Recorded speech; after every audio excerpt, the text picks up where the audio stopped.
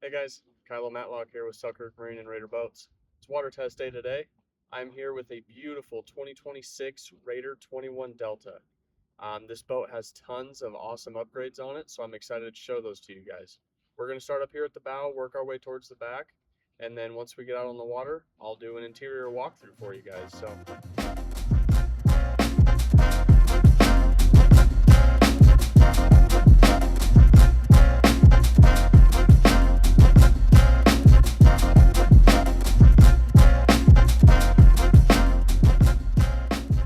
starting up here on the bow, we've got a diamond plate anchor guard.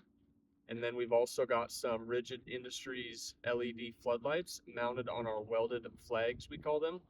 It's a welded post that we do before paint. That way we're not puncturing any paint afterwards. We try to weld on everything possible. It's got a 75-inch Garmin Kraken also mounted on the bow. That is mounted on a Lee-lock base. This makes it interchangeable, so you can pop your bow mount off and throw an anchor roller up there with an anchor if you're trying to do something different. So coming down the side here, we've got dual welded rub rails. We got rod trees. You can see the radar arch, the rocket launchers.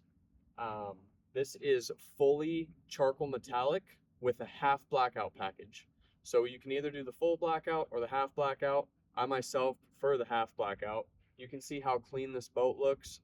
The reason I love it so much is because we can only do anodizing on everything topside, rails, rocket launchers, rod trees, all that stuff, because it can fit in the dip tanks to get anodized, right? You cannot fit the extrusion and the rub rails in any of the tanks of any of the companies that we work with. So those still get polished. So by doing the half blackout, you're never worrying about polishing anything. Anything that looks polished is anodized and will stay like that for a very, very long time. So that also means that the logos and the decals are also blacked out. So great looking boat. You can see back there on the downrigger pads, we've got some Canon Mag 10s. Beautiful setup.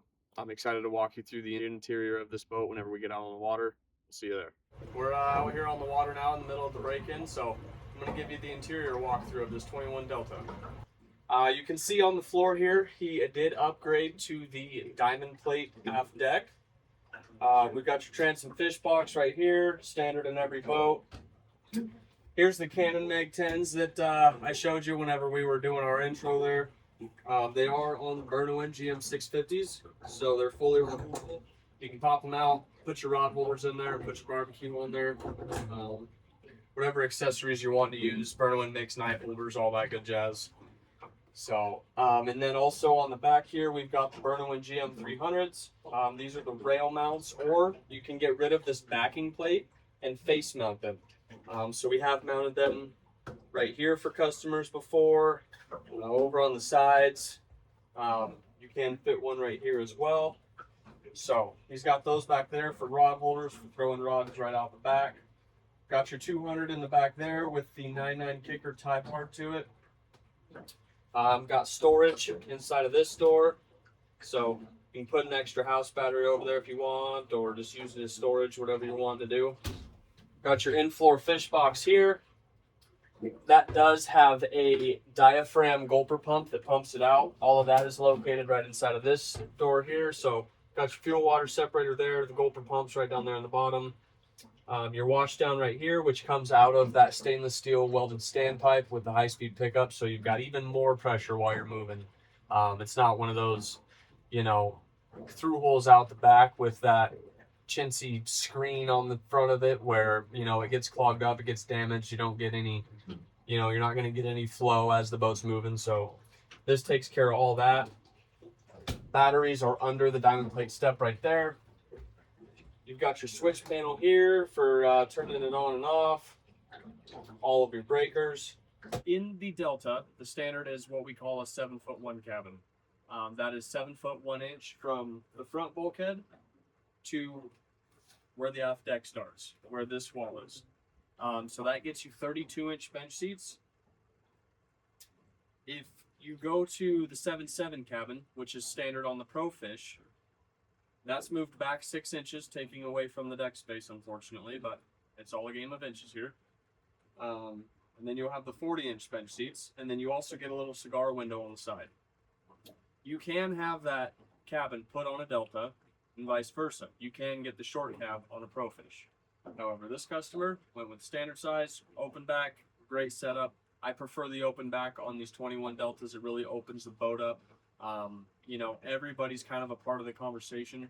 Whenever you're in kind of these smaller boats and, you know, people are outside, people are inside, it's kind of separated, right? So if you're sitting on the inside of the boat and your two buddies are on the back checking downriggers, setting lines, doing whatever they're doing, it's kind of hard to be part of that conversation. It almost makes you feel separated from everybody. So the open back is great on these models. I really, really like it. It does come with the drop curtain, so you can seal it off. It stays plenty warm in the winter if you install a heater. Pop these plugs out here. Then you just put your sleeper bars right inside of there, and you've got a bed. The seat backs pop right out of the gunnel there, and sit right on these bars, and then make your bed. So, just like so. Then you've got a place to lay down, take a little cat nap if you're camping, stay the night, whatever strikes your fancy. So, got the rod holders out on the side, which is what we call the rod trees. So that gets you 3 per side, 6 holders altogether. Got the 8 rod arch up top, which is 4 per side. You can see he's got the radar arch with the black Garmin Phantom 18-inch radar. Coming up front here, you've got your in-floor storage.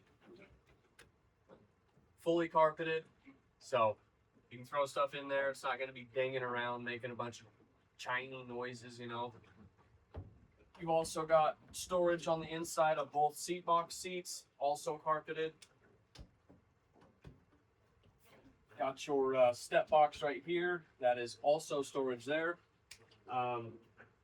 We put these Kona cabin fans in here to kind of get some more airflow, so even on the hot summer days, you've got insulation in your ceiling, and so that actually keeps the heat out better than a soft top would.